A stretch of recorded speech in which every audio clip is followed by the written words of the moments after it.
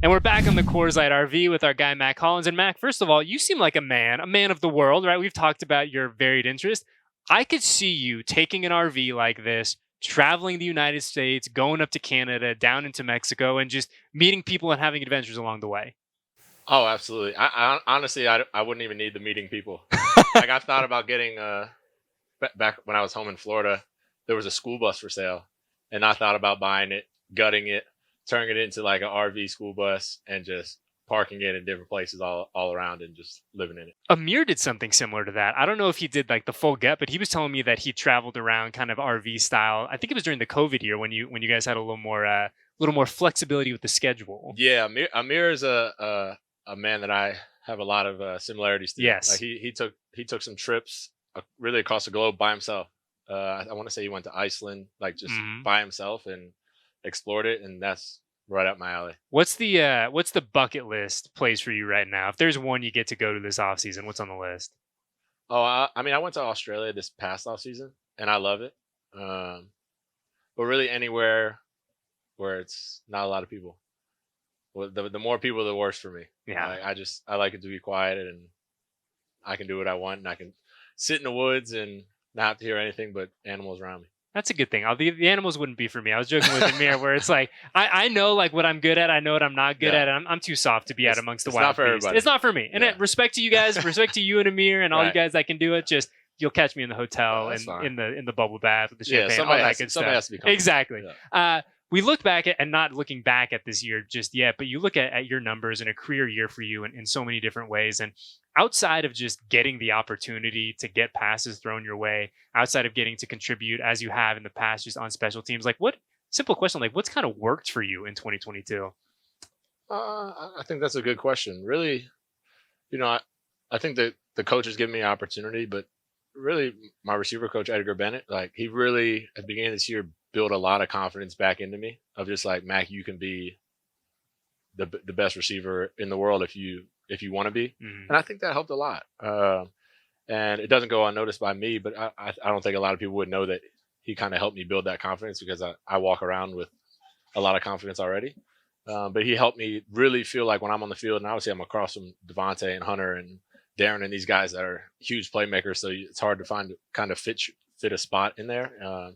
But he gave me that confidence, like go out there and play. So that coupled with making the most of the opportunities I got have led to my best season so far in the NFL. Yeah, it's interesting you bring that up about EB because we've heard that from other people, right? Guys that were here in the last regime, obviously you now. But it's interesting to me that, like you said, a guy like you comes in, all the tools in the world, always the big smile on your face. That even guys like you need to like, hey man, you can do it. And it's interesting that on a human level, we all kind of need that at some point. Yeah, for sure. You go to the NFL, everybody was the guy in college. But you can't all be the guy in the NFL. So when I got here, I had opportunity to win a Super Bowl my rookie year and like living good. And, my opportunities dwindled as a receiver the last few years. And then to come back, you're going to lose that. You don't just feel like you're the best if you're not putting it out on tape. As competitors, if you're not showing it, then you don't believe it. And I think I lost a little bit of that. And EB definitely helped me kind of get that back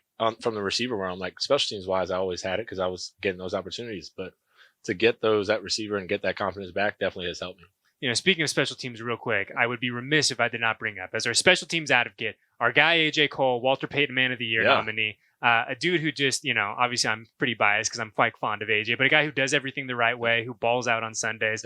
For a guy like him to kind of have this opportunity now to be this team's nominee for what is considered one of the more prestigious awards across the league, that's got to be a pretty cool deal for him. Yeah, and very well deserved. I think it's funny. He's so good on the field that I think a lot of the stuff he does off the field gets overshadowed. But he does an amazing job with stuff. I work with Special Olympics and he does as well. And so we've crossed paths a lot of times doing that stuff, but he does so much other stuff in the community and that just goes unnoticed. And it's like, just because he can bomb it, at 80 yards down the field, he's also doing incredible things off the field and helping people around Las Vegas and really across the country with off the field community service type stuff. And he's, like I said, well-deserved award. And it's one of those things too, where like, I was joking with, who was I talking to? Was it Thayer last week? I was joking with one of the young guys that I said, at times I'll give the NFL grief, but the Walter Payton Man of the Year award is just 100% the right, perfect thing that shows what all you guys do off the field. And we talk about, Mack being a different kind of, guy. He can, he's a great receiver, he's a great special teams player, but you have all these other passions off the field too. So to have the NFL give you guys a platform, all of you guys, but especially the Walter Payton Man of the Year nominees, a chance to show like, this is what's really important to me as a person, not as a player, I think is pretty cool. Yeah, it's definitely one of the, I think, most important awards, because we do have a big influence off the field, and we do have an impact on people that you don't get anywhere else in the world if you're not a pro athlete. So for us to be able to take advantage of that and really have a platform like AJ and other guys who have been nominated, and other guys who haven't been nominated who do amazing things, it's great. Benefit of now, we play on Thursday night last week. Obviously, the tough part is you go on a short week going into Thursday, but you get a long weekend now into the next game. The benefit of having just those extra couple days, especially this late in the season, to try, keyword try, to get your body back as much as it can leading into Sunday afternoon. Yeah, I think every moment helps. But at the end of the day, as football players, like if we had one, if they said you're playing Monday and then and Wednesday, like, or Monday and Tuesday, like we'll find a way to play, no matter how short the week is, and we're gonna give it our all. But yeah, I think you get some extra time, and you can, whether it's film study, whether it's recovery on your body, it's extra time to do so. And I think what's nice this week is finally back at Allegiant Stadium. It feels like, we were joking earlier today, it feels like we haven't had a home game there in forever. So just the excitement now as we kind of get to mid-December, as the weather's turning, as we're sitting in a very nice but very cold Coors Light RV, a chance to get to play in front of the home crowd. I imagine that's something, especially at this point, that gets you guys all fired up in the locker room. Yeah, it's always super exciting to be able to come home and be in Allegiant, walk in there and see our fans. And even though everywhere we go, we seem to be almost a home game, it's nicer to be on our own locker room, own stadium, own fans, own parking lot, and everything's a little more comfortable. And you get to sleep in your bed, all the boring stuff too. All the little things that you don't realize add up. Yeah, 100%. Well, hey, before we get you out of here, one thing pretty cool that happened today. Coach McDaniel says Josh Jacobs, the final captain now for the last quarter of the year. As a captain yourself, what kind of went into that decision to not let Josh, but to give him kind of his due, his moment in the sun? Yeah, I think a lot of factors. Obviously, he's been playing he's had an amazing year this year with amazing numbers. Historic year in many senses, yeah.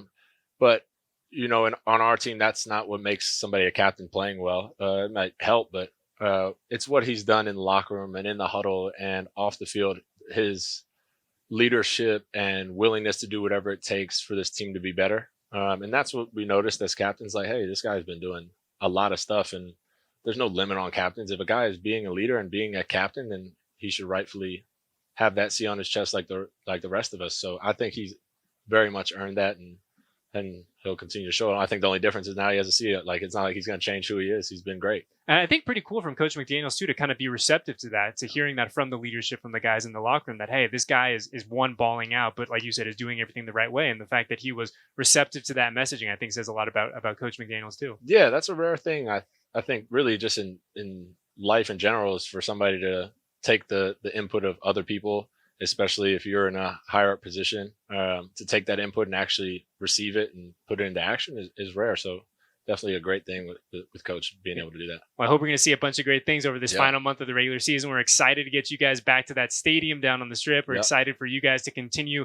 doing your thing. Keep that career year for Mack Hollins going this way. Good luck on Sunday. We'll see you out there. All right, brother? Appreciate it.